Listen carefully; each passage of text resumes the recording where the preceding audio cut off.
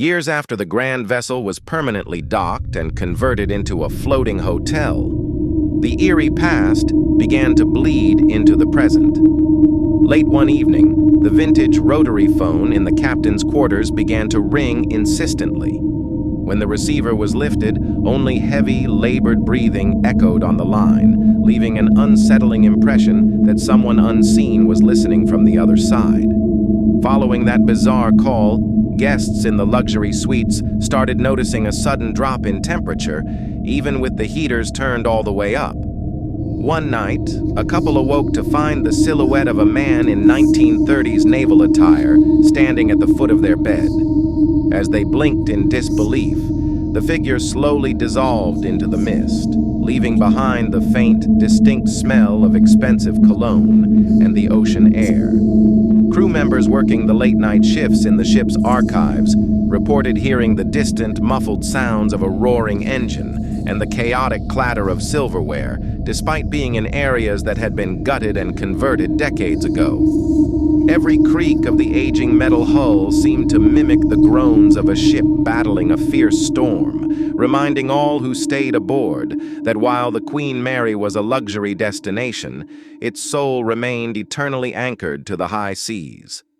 As word of these spine-chilling occurrences spread, curious ghost hunters flocked to the vessel.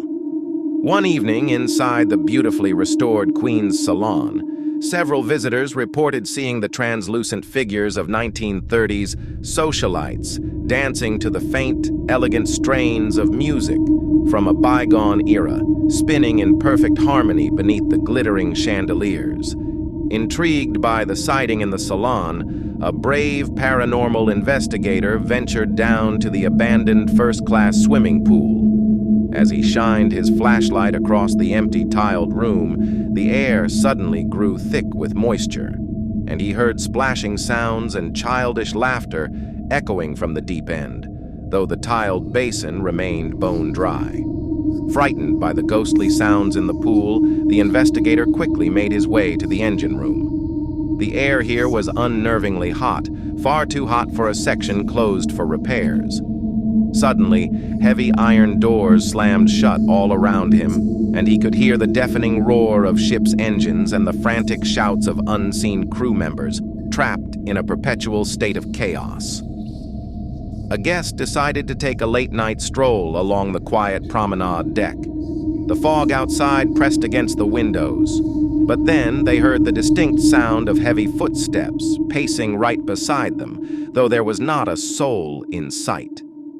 Inside one of the historic first-class staterooms, a guest was startled awake by the sound of classical violin music.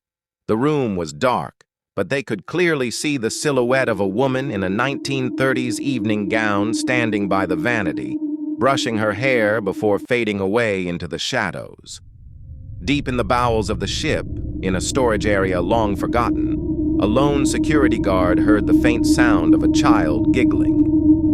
Following the noise, they discovered an old water-damaged toy resting on a crate, which began to play a gentle lullaby all on its own. As soon as the lullaby stopped, the toy suddenly shut off, and a chilling blast of wind swept through the room. When the guard turned around, he saw the shadow of a little girl in the mist, standing silently with an old doll in her hand before she vanished into thin air. Shaken by this encounter, the guard began to inspect the storage shelves more closely.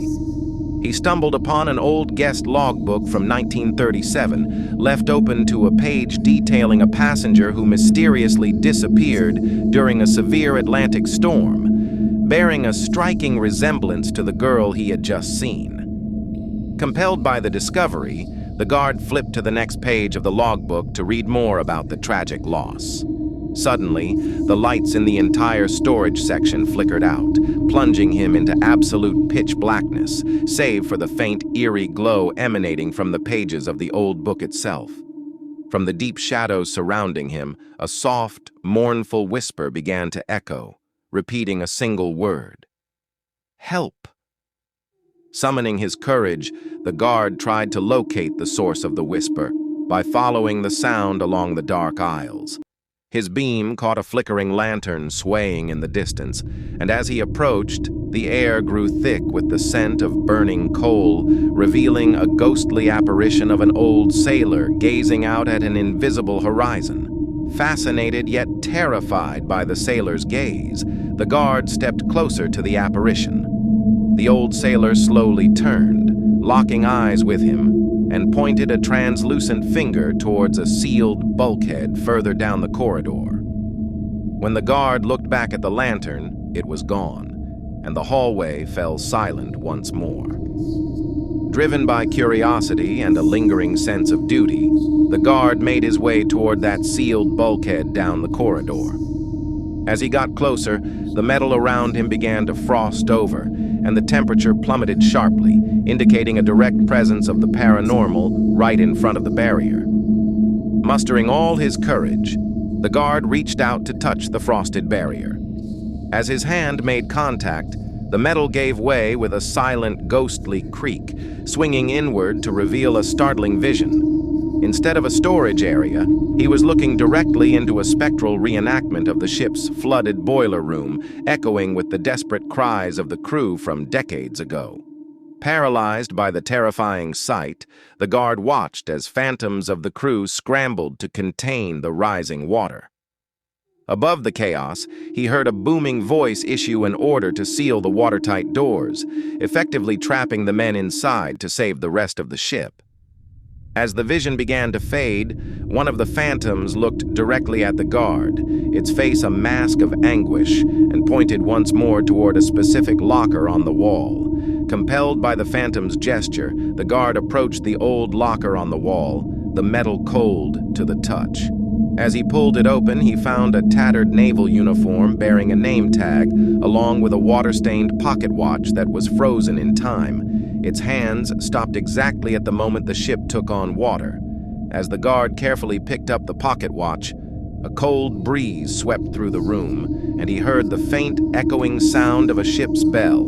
He realized the name tag on the uniform matched the name in the guest logbook from earlier, connecting the tragic history of the missing passenger directly to the spectral scene unfolding before him. Clutching the watch in his hand, the guard felt a sudden, overwhelming sense of sadness and responsibility.